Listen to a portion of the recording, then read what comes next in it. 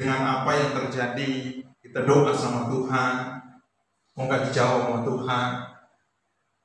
Atau ketika kita mengalami sebuah pergumulan, kenapa ini terjadi dalam kehidupan saya?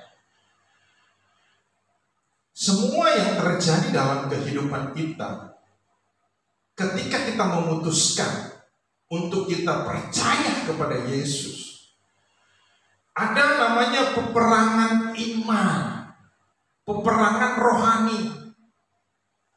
Karena ketika kita memutuskan untuk kita percaya kepada Yesus, dulunya kan kita ada di dalam namanya ruang lingkup kerajaan kuasa kegelapan. Nah, ketika orang percaya kepada Yesus, itu sebuah anugerah karena Tuhan yang memindahkan dia di dalam kerajaan kegelapan itu datang kepada kerajaan terang.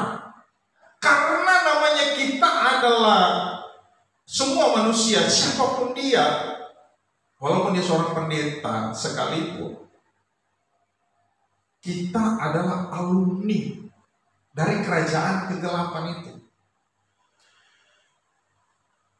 Ketika kita berpindah dari kerajaan kegelapan datang kepada kerajaan terang oleh karena anugerah Tuhan, otomatis kerajaan kegelapan itu enggak senang. Dia dengan berbagai cara, dia datang untuk menjatuhkan iman dan kepercayaan kita kepada Tuhan. Satu hal yang harus kita tahu, bahwa setan itu atau iblis itu enggak pernah menang melawan Tuhan. Karena seperti saya sudah sampaikan bahwa Tuhan tidak pernah menciptakan namanya iblis, tidak pernah menciptakan namanya setan. Dia adalah malaikat di surga yang memberontak kepada Tuhan. Ketika dia memberontak dan melawan Tuhan, maka Tuhan mencampakkan dia di alam semesta ini. Jadi dia nggak pernah menang dengan Tuhan, dan dia akan selamanya nggak akan pernah menang. Dia cuma memakai perasaan kita, dia menyerang perasaan pikiran kita untuk kita tidak lagi mempercayai tentang Tuhan. Kalau memang Tuhan itu ada, kenapa saya begini? Kalau Tuhan itu ada, kenapa ini terjadi dalam hidup saya?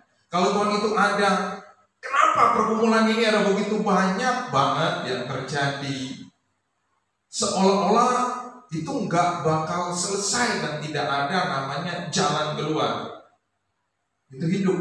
Karena selama kita masih hidup di muka bumi ini, hidup itu adalah sebuah pergumulan, perjuangan.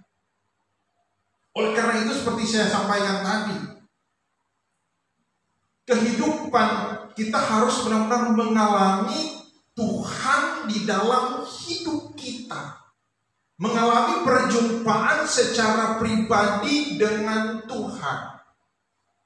Karena ketika kita mengalami Tuhan di dalam kehidupan kita, memang kita gak langsung berubah menjadi orang yang baik, menjadi orang yang sempurna, menjadi orang yang suci. Gak langsung berubah seperti itu. Ada proses hidup yang harus dijalani sampai mencapai hidup yang sempurna. Kisah Rasul pasal yang ke-18 ayat 26, saya baca firman Tuhan begini.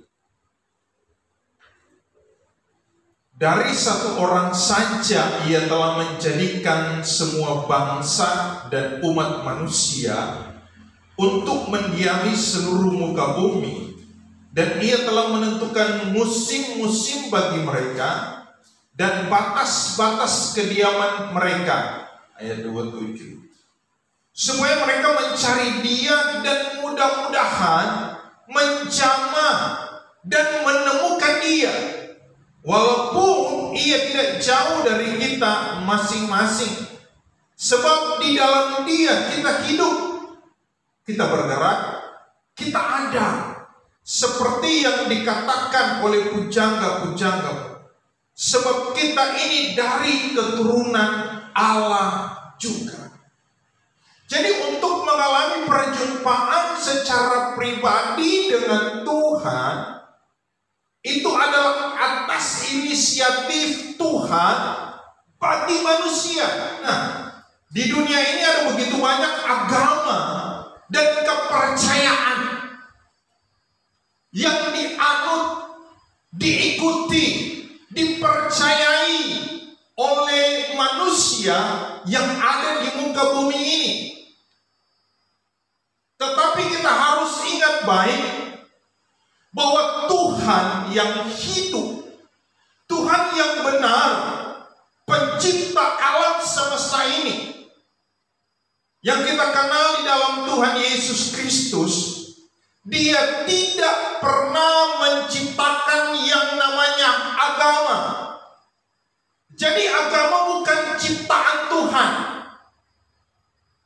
Agama ada karena manusia, usaha manusia, keinginan manusia untuk manusia bisa bertemu Tuhan, bisa mengalami Tuhan. Tetapi tidak ada satu agama pun yang pernah berkata bahwa dia sudah menemukan Tuhan dengan agama. Karena agama adalah buatan manusia supaya manusia bisa mencapai Tuhan yang sempurna itu, Tuhan yang suci itu. Karena agama adalah buatan manusia untuk mencapai Tuhan yang sempurna, manusia nggak bisa. Kenapa? Karena manusia itu dibatasi dengan kuasa dosa.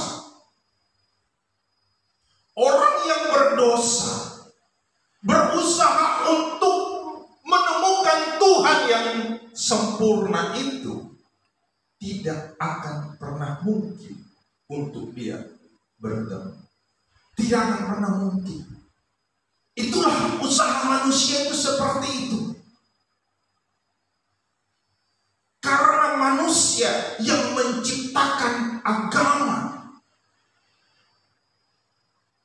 maka manusia itu terbatas untuk bisa mencapai Tuhan. Dan semua agama itu mengajarkan hal-hal yang baik. Agama apapun dia mengajarkan hal yang baik, untuk melakukan yang baik, berbuat baik kepada semua orang, berbuat baik kepada tetangga, berbuat baik kepada saudara-saudara, kakak beradik. Itu diajarkan oleh agama. Tetapi tidak ada satu agama pun yang mengajarkan tentang kesempurnaan. Tidak ada satu agama pun di luar Kristen yang mengajarkan tentang kekudusan, tentang kebenaran. Tidak ada satu agama pun di muka bumi ini yang mengajarkan tentang kesempurnaan hidup, mencapai hidup yang sempurna. Hanya Alkitab. Alkitab inilah yang mengajarkan kesempurnaan. Karena Alkitab ini ada karena pribadi yang sempurna.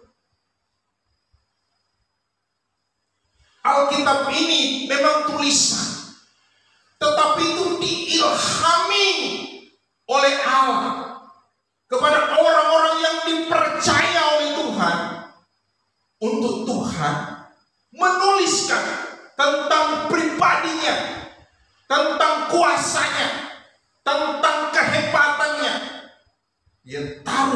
dalam Alkitab ini. Waktu zaman Musa belum ada Alkitab. Gak usah zaman Musa. Zaman rasul-rasul hanya ada kitab Taurat. Kitab Injil atau kitab Perjanjian Baru itu belum ada. Tetapi orang yang hidup di zaman rasul-rasul, mereka hidup benar-benar mengalami arti kekudusan itu. Karena mereka mengalami Tuhan di dalam kehidupan mereka. Kalau seandainya Tuhan menciptakan agama, kalau seandainya Tuhan ciptain agama, bagi saya Tuhan itu adalah Tuhan, bukan Tuhan yang hidup, bukan Tuhan yang benar, tetapi Dia adalah Tuhan yang bodoh. Kenapa saya katakan Dia adalah Tuhan yang bodoh? Karena kalau Dia menciptakan agama, kenapa banyak orang, ada orang-orang yang saling memfitnah, mengatasnamakan agama? Kalau Tuhan yang ciptain agama, berarti Tuhan izinkan umat-umat ciptaannya itu saling memfitnah satu dengan yang lain karena berlandaskan agama. Berarti Dia bukan Tuhan yang benar. Kalau Tuhan yang ciptakan agama, kenapa orang-orang atau sebagian orang, segelintir orang rela membunuh atas nama agama? Kalau memang benar Tuhan yang menciptakan agama, berarti Tuhan itu adalah Tuhan yang begitu arogan kali, begitu egois mungkin. Karena Dia mengizinkan ciptaannya itu membunuh berdasarkan agama. Tetapi Tuhan tidak seperti itu. Karena Tuhan mengajarkan jangan membunuh. Berarti kalau membunuh berdasarkan agama,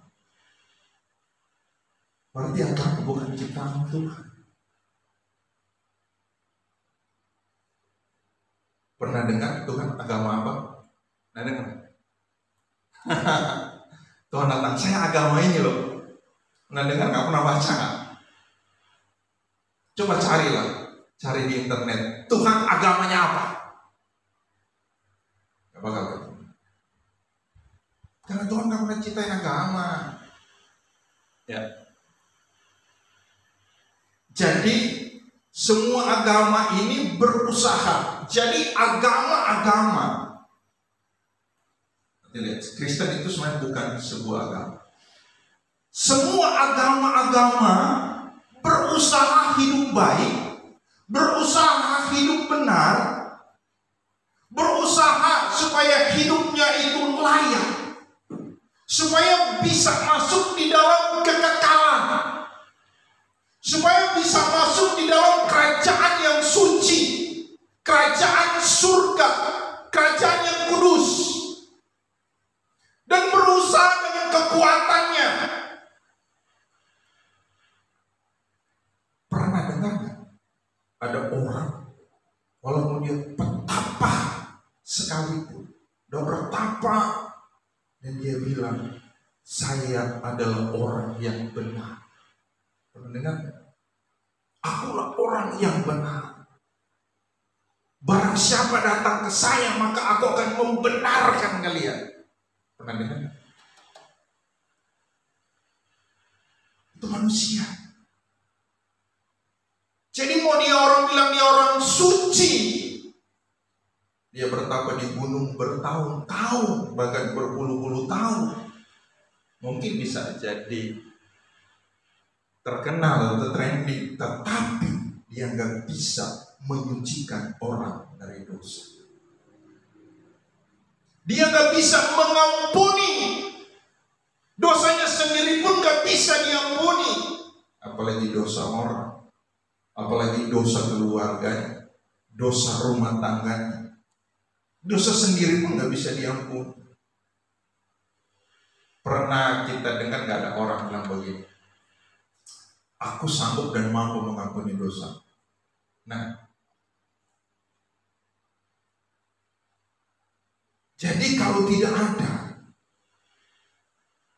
kita harus benar-benar mengalami Tuhan yang mampu dan sanggup mengampuni dosa kita.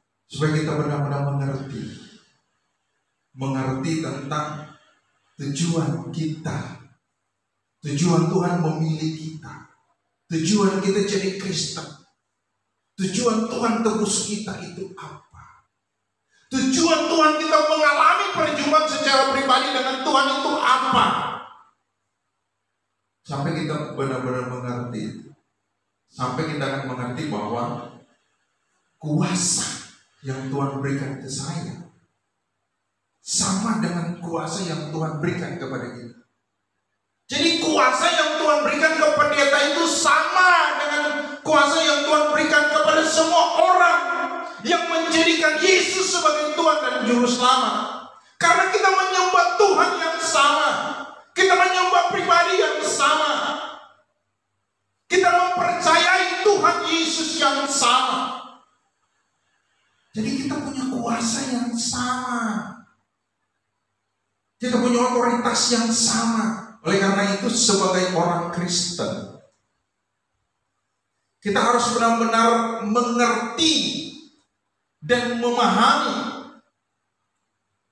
bahwa mengalami Tuhan di dalam kehidupan. Jadi orang Kristen yang benar adalah orang yang mengalami perjumpaan secara pribadi dengan Yesus.